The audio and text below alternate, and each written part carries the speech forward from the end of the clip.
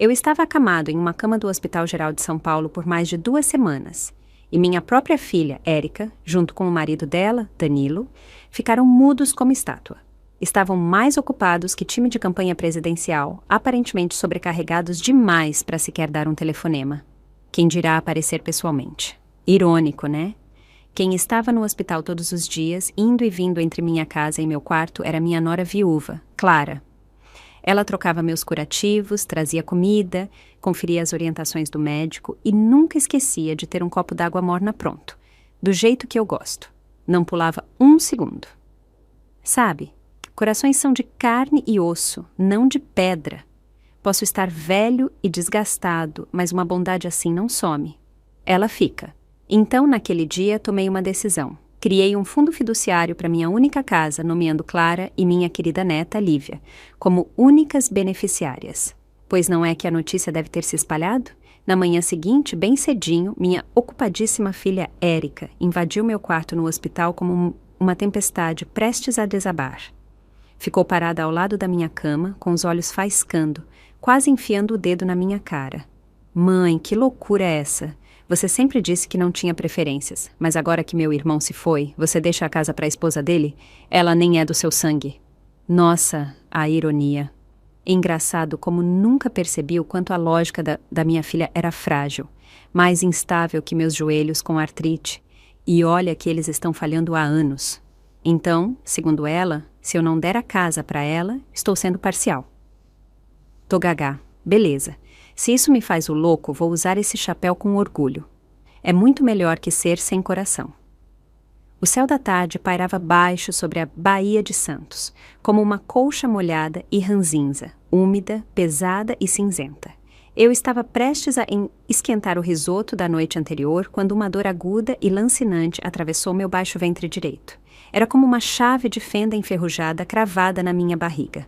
Profunda, violenta, implacável. A dor era cegante. Me atravessou como algo selvagem e cruel se debatendo dentro de mim. Um suor frio encharcou minha camisa num piscar de olhos. Gotas escorriam pela minha testa enquanto a cozinha ao meu redor embaçava, como uma janela coberta de vapor. Agarrei a bancada de mármore gelada, tentando me equilibrar. Até respirar tinha virado uma batalha.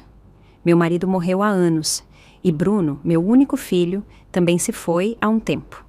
Embora minha nora Clara ainda more comigo, ela costuma estar fora, ocupada com o trabalho, como naquele dia. A casa geralmente é silenciosa.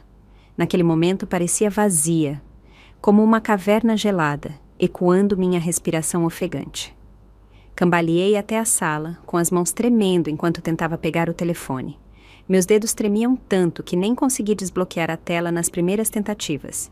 Através da névoa na minha visão e do pânico batendo no peito, repetia para mim mesma: não cai agora. Não, você não pode cair agora. Cerrei os dentes e liguei para o 192.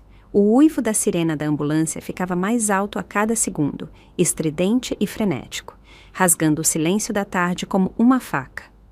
Quando me colocaram na maca, o teto parecia girar todo branco, frio, se afastando como a superfície de um lago congelado. Na emergência, o diagnóstico veio rápido. Apendicite aguda. Precisava de cirurgia urgente. Vamos precisar do consentimento de um familiar para o procedimento, disse o médico através de uma máscara, com um tom calmo e seco, sem emoção. E de alguém presente depois da operação. Família. O primeiro nome que me veio à cabeça foi Érica, minha filha, minha menina, que criei sozinha, que valorizei acima de tudo. No fundo, eu sabia que era improvável que ela aparecesse, mas quando você está no limite, assustado, com dor, ainda busca o sangue. Estava deitado numa cama improvisada, o ar cheirando a desinfetante, a dor torcendo meu abdômen como arame farpado. Disquei o único número que poderia discar de olhos fechados, com as mãos ainda tremendo. Dizem que mães se apegam a essa esperança de que os filhos cuidem delas na velhice. Mas a verdade é que quando você está na pior e busca alguém, a pessoa que você chama primeiro diz tudo. O telefone tocou várias vezes antes de Érica atender. Mãe! A voz dela tinha um toque de preocupação, mas acima de tudo era apressada, distraída. Dava para ouvir o tec-tec do teclado e alguém chamando ela ao fundo. O que houve? Tô no meio de uma reunião. Temos um prazo importante hoje. Não posso sair. Engoli a dor e tentei manter a voz firme. Érica, tô no hospital. Minha barriga tá péssima. Disseram que é apendicite. Precisam me operar. Precisam da sua assinatura. Houve uma pausa. Quase dava para imaginá-la olhando o relógio, irritada, calculando. Apendicite? Meu Deus, que coisa de repente. Ai, mãe, não posso sair agora. Meu chefe tá pegando fogo hoje. O Danilo não pode ir? Cadê ele? Senti um calafrio que não tinha nada a ver com febre. Minha voz falhou. Você não sabe? Ele tá em Campinas, viagem de negócios. Só volta na semana que vem. Nossa, é mesmo, esqueci completamente. Tô desorganizada hoje. Tá bom, tá bom. Deixa os médicos fazerem o que precisa, usarem os remédios necessários. Se algo não tiver coberto, te mando o dinheiro. Juro, vou aí assim que puder. De verdade, o mais rápido possível. O mais rápido possível. O que isso significava para ela? Uma reunião levava a outra, e a outra a mais uma. O mais rápido possível dela era como o gato de Schrödinger. Só existia quando ela se lembrava de mim, o que, para ser honesto, não era frequente. Não tive forças para discutir. O frio que senti agora era mais forte que qualquer dor física. Tá bom, murmurei baixo e desliguei. Meus olhos ardiam. O monitor ao lado da cama apitava, constante, impassível. Parecia dizer algo que eu não queria admitir em voz alta. Você tá sozinho. Com quem mais eu poderia contar, senão com Érica e Danilo? Do nada, o rosto da Clara me veio à mente. Após a morte do Bruno, só restaram ela e a pequena Lívia sob esse velho teto comigo. Uma mãe solteira, segurando as pontas sem uma reclamação. A vida não era fácil, longe disso. Mas ela nunca fez disso um problema meu. Não éramos exatamente próximos. Pelo menos não como se espera de uma família. De fora, provavelmente parecíamos mais colegas de quarto, educados, separados, respeitando o espaço um do outro. Clara era quieta por natureza, gentil, comedida. Nunca desperdiçava palavras, nem fazia alarde. Tudo o que fazia, fazia com precisão. Mas no ano em que o Bruno morreu, dei um passo silencioso que a maioria das pessoas desconhecia. Pensei que, se algo desse errado nesta casa, se eu precisasse de alguém de verdade, Clara poderia ser a única em quem eu confiaria. Então, assinei uma procuração médica, dando a ela a autoridade legal para tomar decisões por mim em caso de emergência. Porque, depois de todos esses anos vivendo sob o mesmo teto, ficou claro para mim, Clara era a pessoa mais capaz, estável e sensata que eu conhecia. Muito mais confiável que minha filha ou meu genro. Mesmo assim, minha mão pairou sobre o nome dela nos contatos.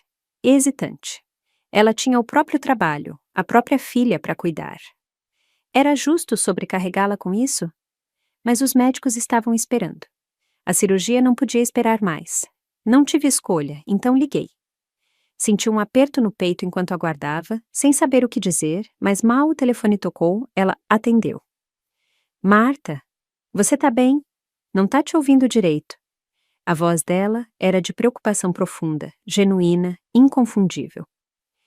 Fiquei paralisado por um instante. Não esperava essa reação. Dei um resumo, tentando manter a calma, mas nem terminei quando ela me interrompeu, a voz aguda e urgente. Marta, não se preocupa, tô indo pra aí. Me manda o nome do hospital, o setor, o endereço, tudo. Vou deixar a Lívia na casa da Catarina e vou direto te encontrar. Não houve hesitação, suspiro, desculpa. Só ação. Ao desligar, algo se mexeu dentro de mim. Uma dor estranha, parte alívio, parte culpa, parte calor.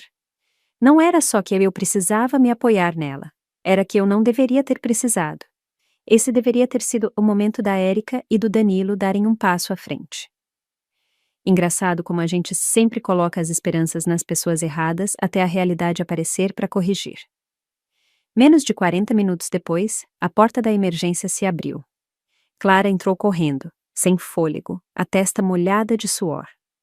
Era óbvio que tinha corrido o caminho todo. Quando os olhos dela encontraram os meus, eu, pálido, encolhido na cama, a expressão dela desmoronou. Os olhos se encheram de lágrimas. Ela correu para o meu lado, a voz tremendo. Marta, como você tá? Tá doendo ainda? Se abaixou e pegou minha mão gelada entre as dela.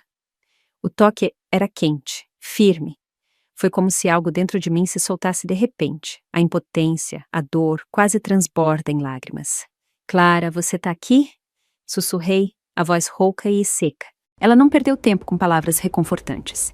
Foi direto para os médicos, pegou as informações, revisou os formulários e assinou os consentimentos com gestos rápidos e confiantes. A assinatura dela era firme, precisa, sem hesitação. Ela cuidou de tudo, coordenou com as enfermeiras, confirmou minha internação e pagou as taxas necessárias. Calma, eficiente, como se tivesse treinado a vida inteira para esse momento.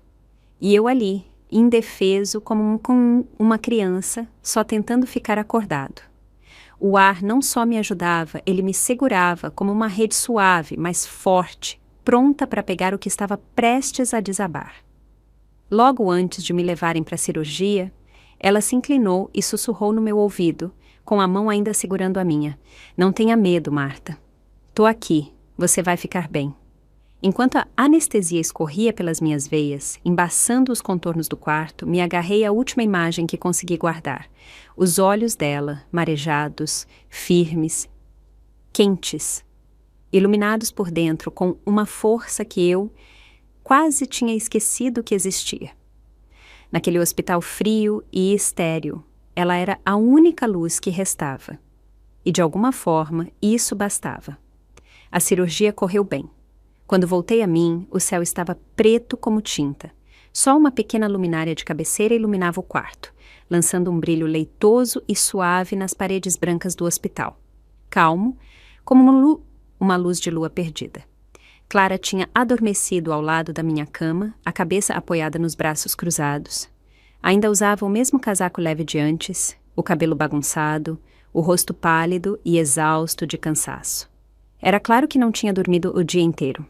Pela janela, São Paulo brilhava ao longe, um rio de cores e luzes, como se alguém tivesse derramado a paleta de um pintor. As luzes da cidade dançavam preguiçosas no vidro. Dentro do quarto, tudo era silêncio.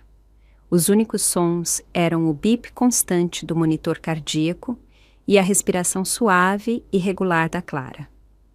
Mexi os dedos de leve. O roçar da sábana, acordou. Ela abriu os olhos de supetão, piscou forte, esfregando os cantos com as costas da mão, ainda entre o sono e a preocupação. Quando me viu acordado, se inclinou para mim, a voz rouca, mas cheia de uma preocupação inconfundível. Você acordou. Como está se sentindo? Tá doendo ainda? Devo chamar a enfermeira? As perguntas vinham rápidas, urgentes, mas carinhosas. Neguei com a cabeça. Minha garganta estava seca. Água. Ela se levantou na hora, serviu um pouco de água morna de uma garrafa térmica, molhou um cotonete e tocou suavemente nos meus lábios. O médico disse que você ainda não pode beber, mas vou te ajudar a umedecer a garganta. Explicou baixo, se movendo com cuidado, como se tivesse medo de me quebrar. Ao ver as olheiras fundas dela, uma dor estranha apertou meu peito. Clara, isso é demais para você. Não deveria ter que carregar tudo isso. Ela sorriu, tímida, mas carinhosa. Não diz isso. O Bruno se foi, mas você ainda é família. É a avó da Lívia. Cuidar de você é o que a família faz. Ela pausou. Um brilho de tristeza passou pelos olhos dela, mas logo foi superado por determinação. O médico disse que você vai estar de pé em poucos dias. Foca em se recuperar, tá? Ela não mencionou a Érica e eu não perguntei. Tem coisas que não precisam ser ditas. Falar alto só transforma verdades silenciosas em barulho desconfortável.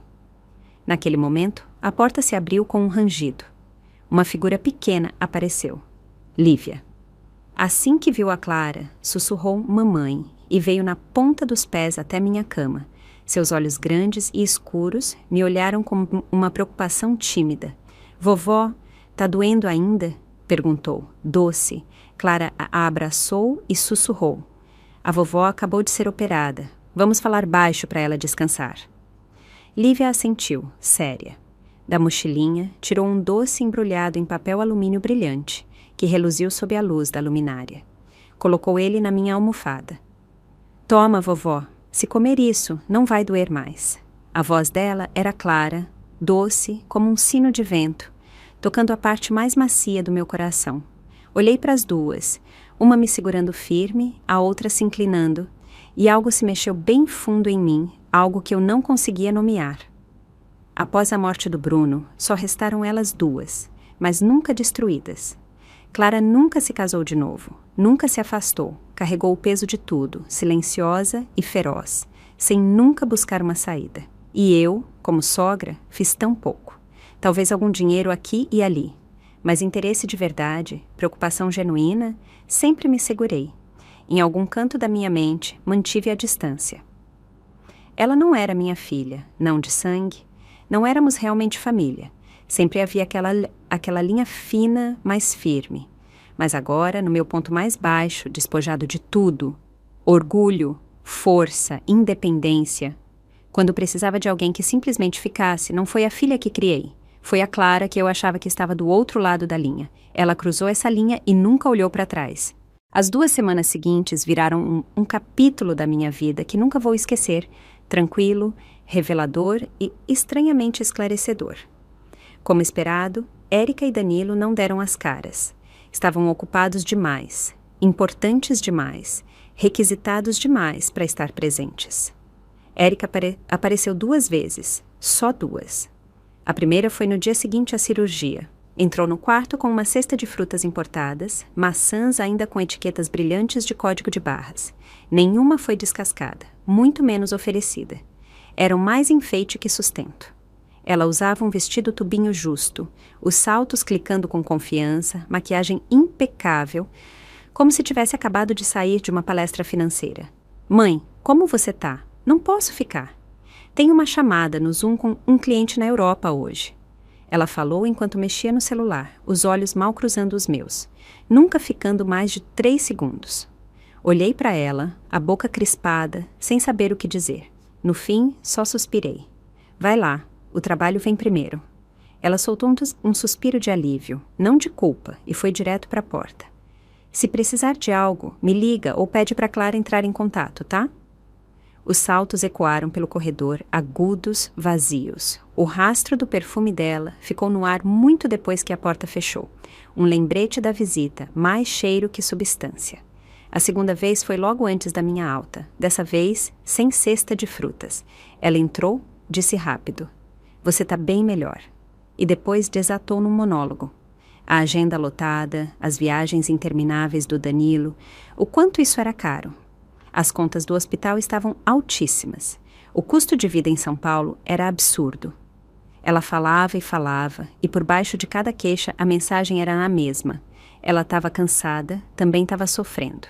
Fiquei ouvindo, olhando para o teto, até que qualquer esperança teimosa que eu ainda segurava se dissolveu, silenciosa e completamente. Quanto ao Danilo, ele só me ligou uma vez, no 3º dia da internação. "Desculpa, Marta, tô em Florianópolis agora, mas prometo que compenso quando voltar." Ele não compensou. Sempre estavam ocupados, subindo na carreira, buscando bônus, se mantendo na frente, ocupados virando o tipo de pessoa que impressiona estranhos em coquetéis, ocupados demais para notar quem estava esperando eles olharem. Durante todo esse tempo, enquanto o sol se filtrava pelas persianas, pintando sombras nas lençóis como pinceladas num quadro velho, ficou dolorosamente claro. Quem segurava meu mundo não era a Érica, com certeza não era o Danilo. Era a Clara. No dia da alta, a enfermeira me levou de cadeira de rodas até a entrada. O sol brilhava tão forte que me fez meus olhos lacrimejarem, mas só conseguia pensar numa coisa. Finalmente poderia dormir na minha cama. Clara já estava lá esperando, com a Lívia do lado.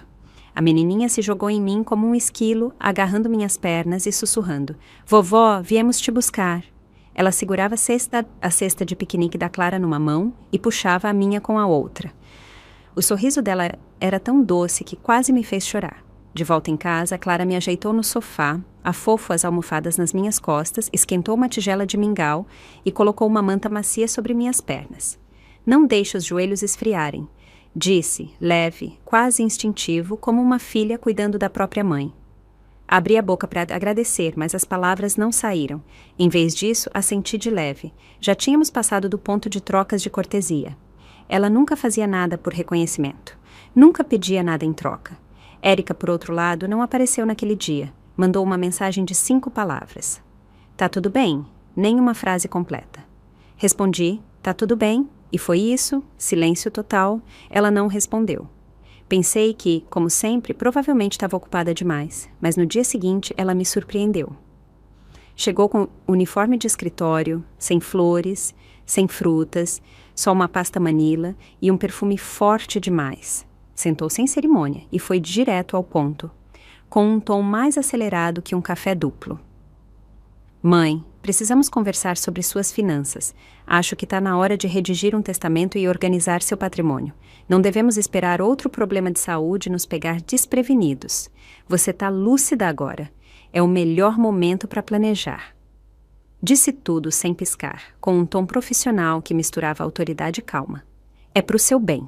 Antes que eu pudesse responder, ela já folheava gráficos coloridos, falando como se estivesse apresentando para um cliente, só que dessa vez o cliente era a própria mãe, e eu ali, sentado, ouvindo tudo e não sentindo nada. O ar na sala ficou frio, não pela temperatura, mas pela eficiência clínica do momento. Naquele instante, Clara saiu da cozinha com chá. Parou ao ouvir a voz da Érica, quase dando meia volta para sair. Clara, fica, disse. Ela parou, surpresa. Olhei para Érica. Minha voz não era alta, mas não tinha incerteza. Sei que você tem ideias, sempre tem. Você gosta de planejar as coisas para os outros, mas dessa vez não vou seguir seu roteiro.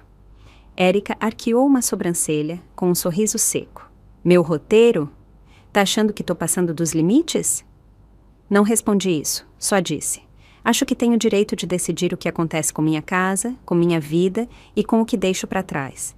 Não acho que alguém que esteve ausente esse tempo todo possa chegar no final e me entregar uma lista de tarefas. Os olhos dela escureceram, como uma taça de vinho tinto derramada, mas ainda contida, calma na superfície, mas manchando por dentro. Lá estávamos, eu de um lado de um muro invisível, ela do outro. Nos víamos claramente, mas as palavras não nos atravessavam mais. Então é culpa? Perguntou, a voz cortante. Tá dizendo que não fiz o suficiente? Não respondi. Não precisava. Ela se levantou, pegou a pasta. Beleza, mensagem recebida. Espero que não se arrependa. E com isso, girou nos calcanhares e saiu, cada passo batendo na madeira como um martelo. Sentença dada. Veredicto emitido. O silêncio que ficou foi mais alto que qualquer coisa que ela disse. A porta fechou. Passou um instante. Então, Lívia espiou do canto do corredor, os olhos arregalados. Ela tá brava de novo? Sussurrou. Clara a pegou no colo com cuidado. Calma, querida. A tia Érica só tá um pouco chateada. Vai melhorar em uns dias. Naquela noite, sentei na cama com meu velho caderno aberto no colo. Folheei as páginas uma dúzia de vezes e na capa interna escrevi algo que nunca pensei que escreveria, que o amor sempre volta, mas a vida tem um jeito de te acordar. A tinta ainda estava úmida quando fechei o caderno. Mas por dentro, pela primeira vez em muito tempo, senti algo parecido com paz. A rua onde moro é tranquila, com aquele clima de vizinhança onde ninguém se mete muito. Mas todo mundo nota quando alguém vai parar no hospital ou algo sério acontece. As pessoas se importam só o suficiente para perguntar. Uma semana depois de voltar para casa, Clara me empurrava na cadeira de rodas pelo jardim para tomar sol. A luz batia nos ombros dela, quente e suave. Olhei para ela e percebi que não era mais aquela estranha educada e distante. Naquela tarde, nossa vizinha Helena passou com uma caixa de pãezinhos da padaria, secou as mãos no jeans e sorriu ao entregar. Todo mundo está comentando, disse, rindo. Sua filha deve estar muito ocupada ultimamente. Mal vimos ela no hospital.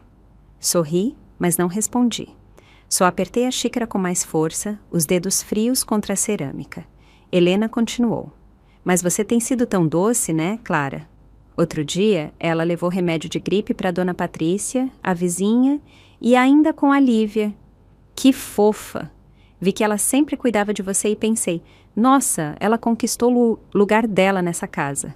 Assenti de novo, mas senti como se tivesse algodão na garganta. Aquela frase, sua filha deve estar muito ocupada, não soou cruel, mas ficou gravada em mim. Depois que Helena foi embora, entrei e peguei um maço de contas. Pensei que talvez a Érica pudesse me ajudar a revisá-las. Hesitei um momento e liguei para ela. Ela atendeu rápido, com a voz cheia de energia.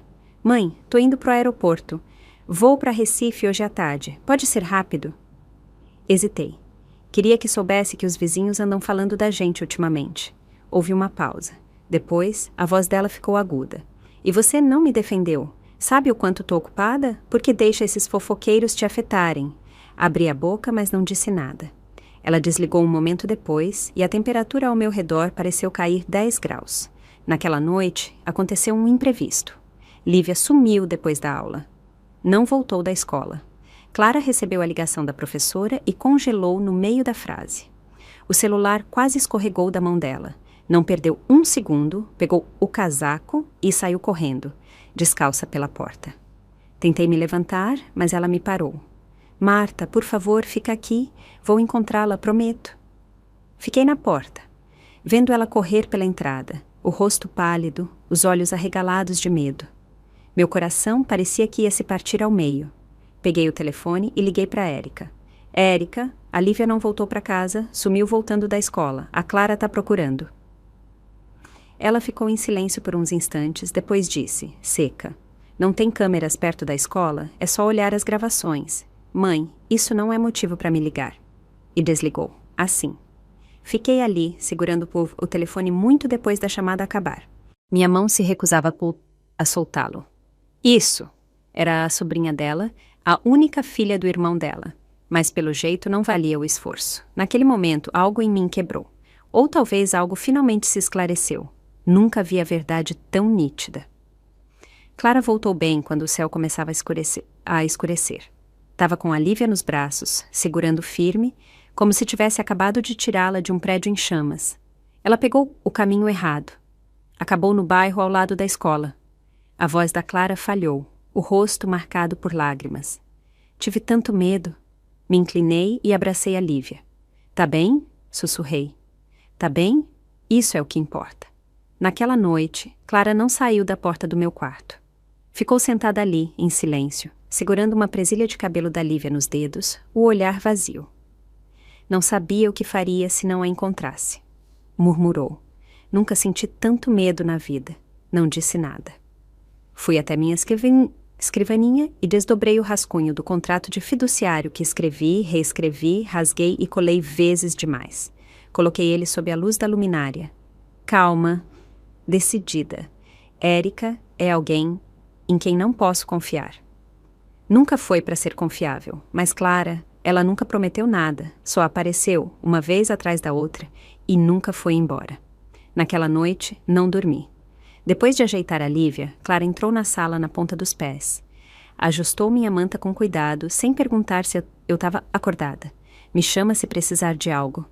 Sussurrou e fechou a porta sem fazer barulho. A luminária ao meu lado lançava um brilho dourado suave. Fiquei ali, deitado, olhando para o teto, com a mente em silêncio. Não era a dor que me mantinha acordado, nem a tensão. Era uma solidão profunda que doía até os ossos.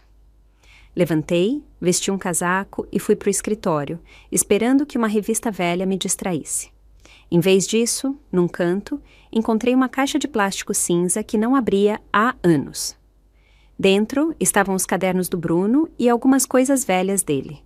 Nunca tive coragem de mexer. Assim que minha mão tocou a pilha, senti um envelope. Meu nome estava escrito na frente, com uma letra que eu nunca confundiria, do Bruno.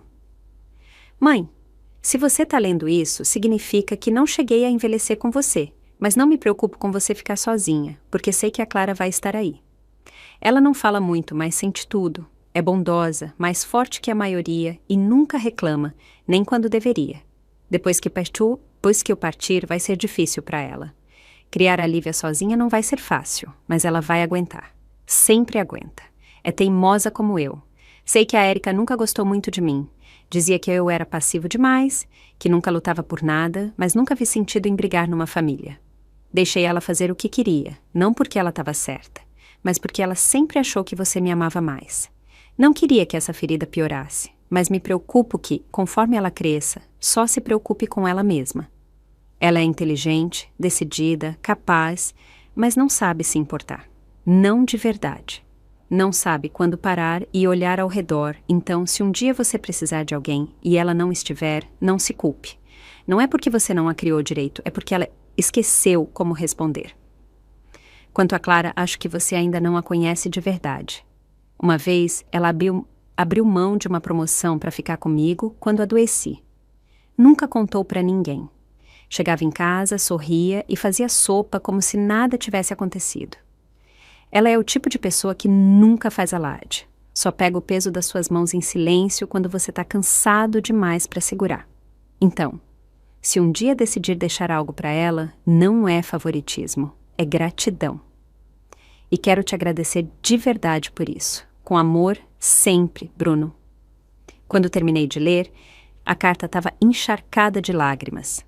Durante todos esses anos, achei que meu filho era passivo, manso demais, disposto demais a se afastar. Mas, na verdade, ele viu tudo com mais clareza que qualquer um de nós. Não disse nada, não porque não se importava, mas porque se importava.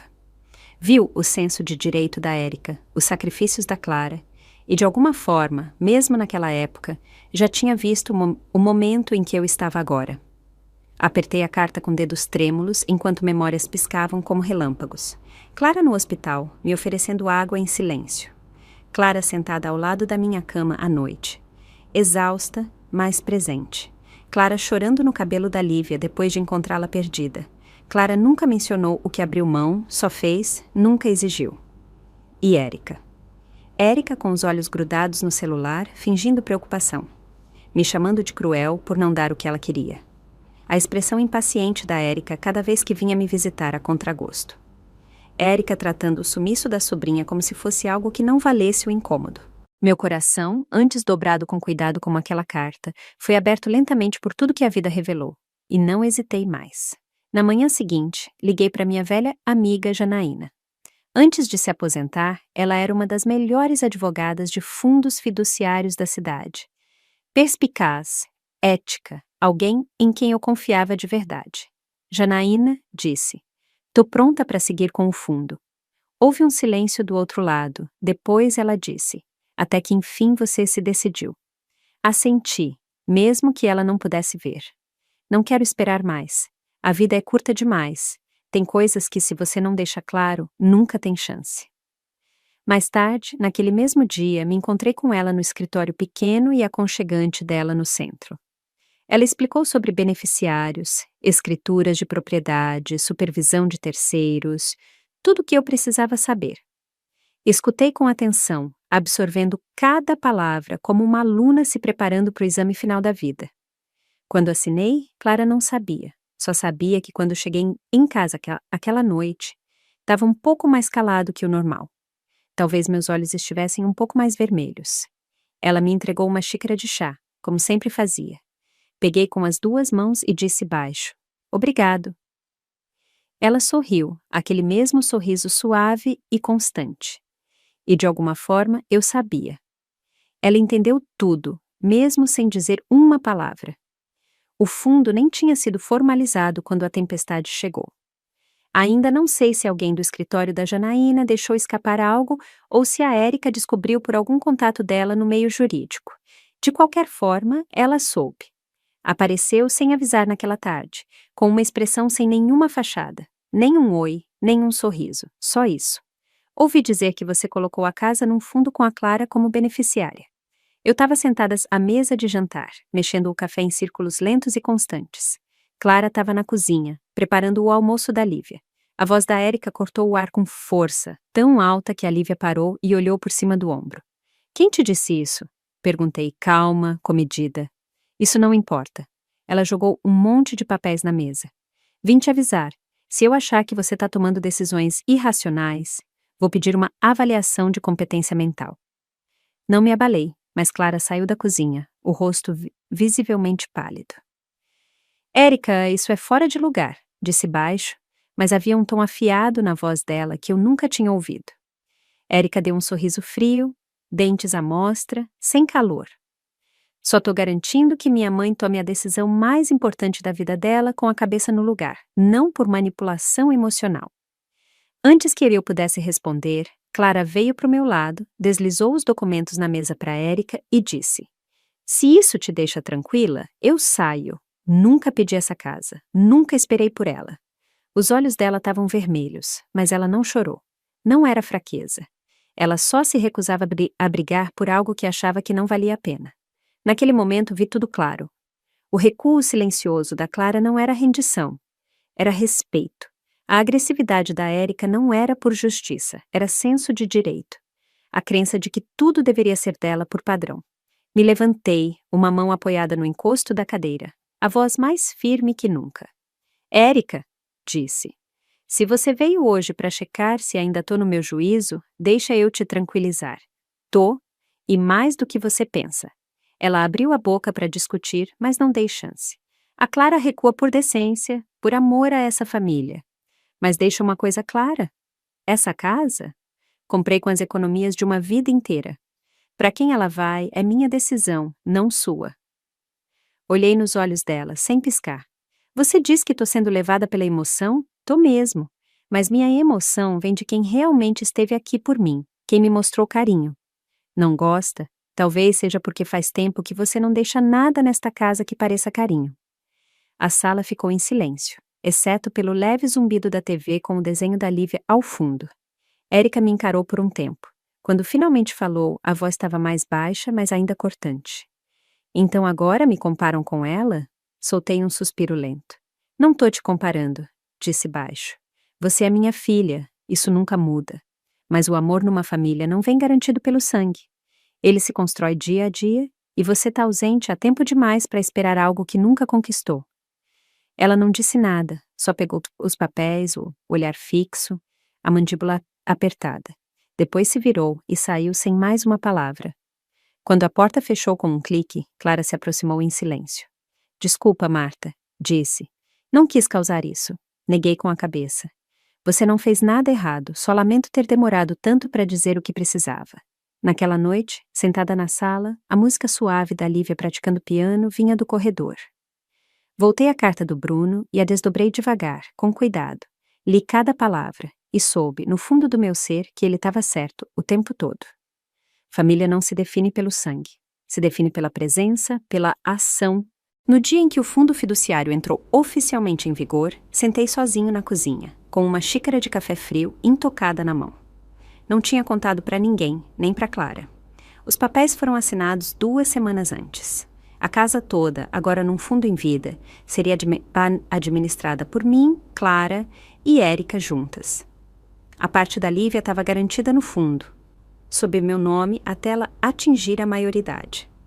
Sabia que essa decisão não seria fácil. Sabia que nem todos aceitariam, mas era justa e sensata. Porque sempre acreditei que amor não se declara com palavras. Se prova nos momentos em que alguém está no ponto mais fraco e você escolhe ficar ao lado. Érica apareceu de novo, sem avisar, como antes. Sem cumprimento, sem calor, só uma pasta na mão e um frio no olhar, mais gelado que vento de inverno. "Você sabe o que está fazendo?" Disparou assim que cruzou a porta. Até a Lívia, que coloria tranquila na mesa, parou no meio do desenho. Fechei calmamente o livro de contabilidade que estava lendo e respondi: "Sei, os papéis estão assinados, é um acordo entre 3 partes."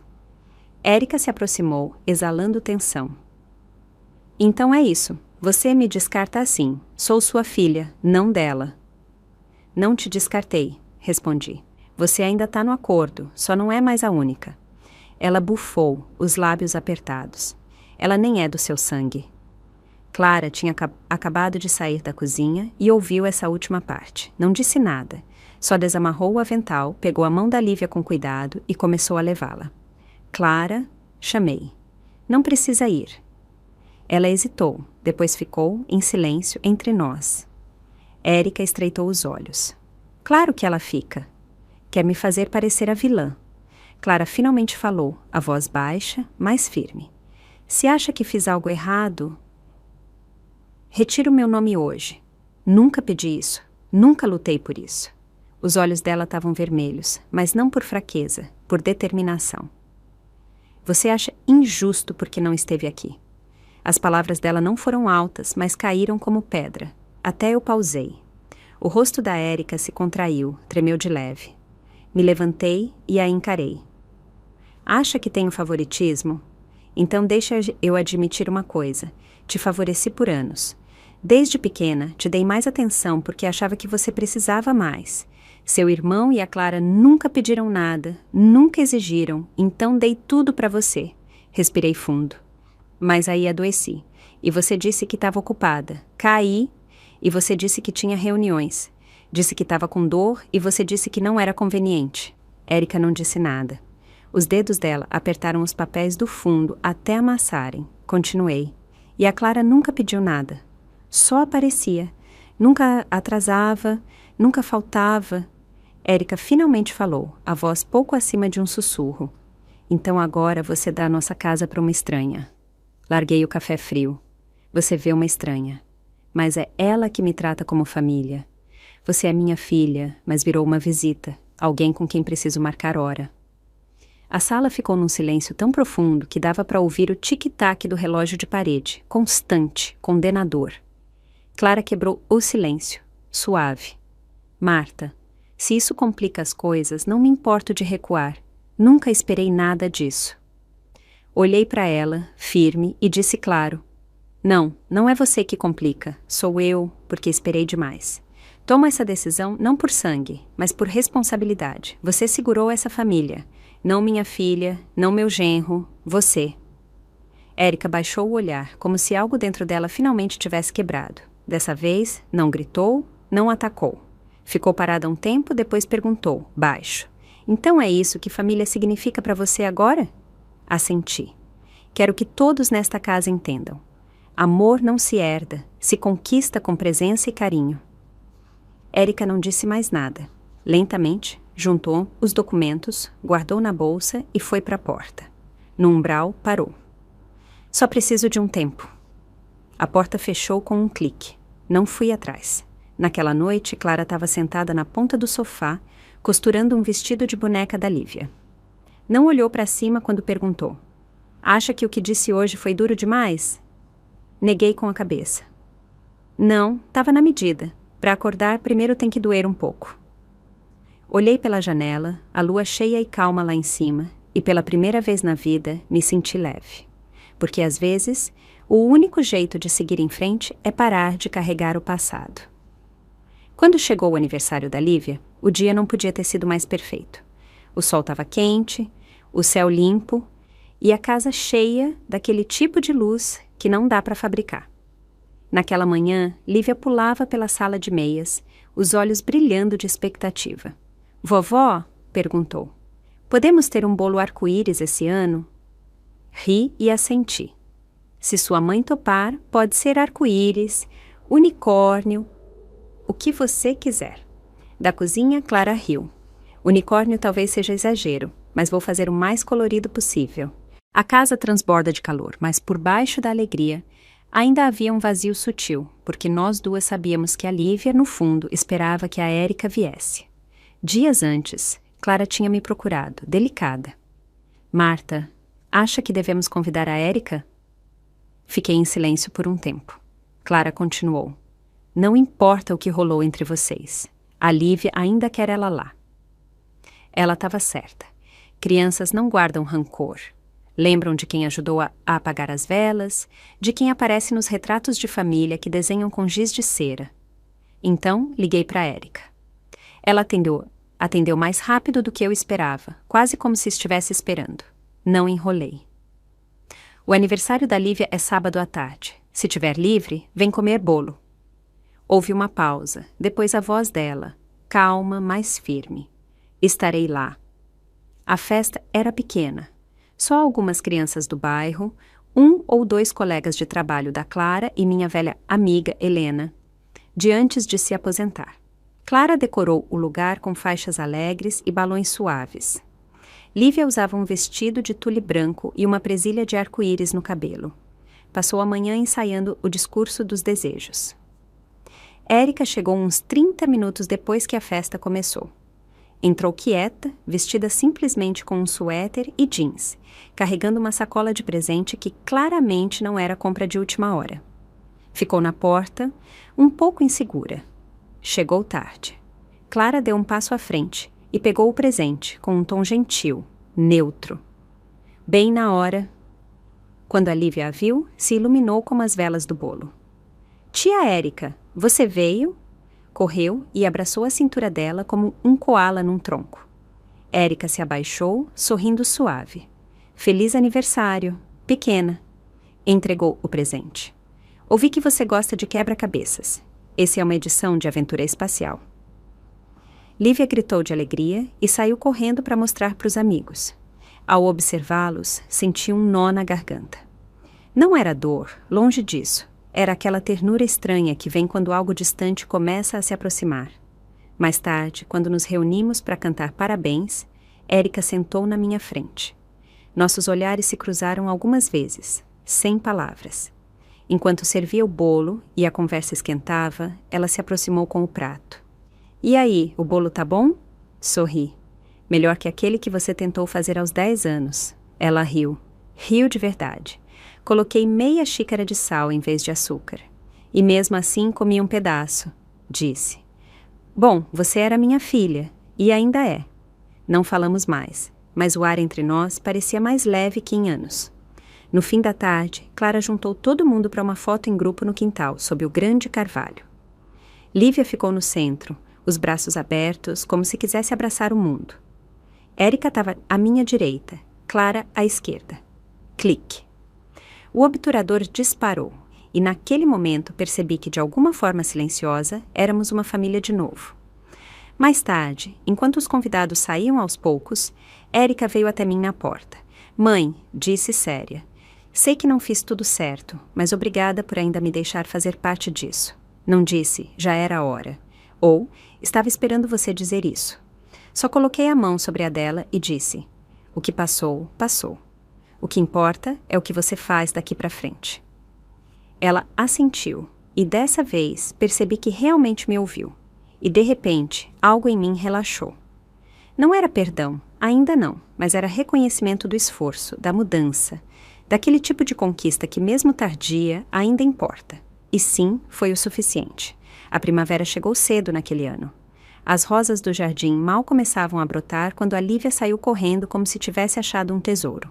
Todo dia, depois da escola, a rotina dela era a mesma. Se ajoelhava perto do canteiro com um regador na mão e fazia a chamada das plantas que nomeou. Lucy, Bela, Margarida e a menorzinha, Esperança. Perguntei por que chamou ela de Esperança. Ela inclinou a cabeça, pensativa. Porque é a mais lenta, mas acho que vai dar a flor mais bonita. Sorri, impressionado com a verdade nas palavras dela. Aquele caule pequeno, tão frágil, tão atrasado entre os outros, era exatamente como nossa família. Depois de todas as brigas, silêncios, mal-entendidos e distância, de alguma forma, ainda crescíamos para a luz. A aposentadoria me pegou de jeitos que nunca esperei. Comecei a fazer trabalho voluntário 2 vezes por semana na igreja do bairro. Ajudava a separar alimentos doados e preenchia formulários de assistência médica para vizinhos idosos que não tinham mais ninguém. Sentado atrás daquela mesa dobrável, com uma prancheta no colo, percebi. Envelhecer não é sobre ser cuidado, é sobre virar o cuidador, mesmo que tudo que você possa oferecer seja um brilho de luz. Clara também estava mais ocupada. Ela e algumas amigas enfermeiras lançaram uma plataforma de cuidados online chamada Sempre Aqui. Ela me contou que o nome veio da ideia de cuidar de mim naquela internação e do sentimento que queria passar para os outros. Calma, presença inabalável. Quando a ajudei a escrever a página inicial do site, ela sorriu e disse: a primeira linha devia ser algo como o amor não se herda, se conquista com ações. Não respondi na hora, só a vi escrever e por um instante senti um calor no peito. E a Érica, ela também mudou. Não num grande arco de redenção de cinema, sem pedidos de desculpas chorosos na chuva, só mudanças pequenas, constantes, raízes silenciosas se abrindo caminho pela terra. Começou a ligar nos fins de semana, às vezes só para dizer que não estava viajando e que adoraria me levar a uma exposição no museu. Às vezes era uma mensagem. A Lívia fez um desenho para a tia Érica. E uma vez, quando a Clara fez uma live para arrecadar fundos para a plataforma, vi um comentário no chat. Parabéns por tudo que estão fazendo. Era da Érica. Mas o momento que ficou comigo foi numa terça-feira. Tínhamos ido visitar um idoso num centro de cuidados no interior, alguém que a Clara estava ajudando a entrar num programa de assistência domiciliar.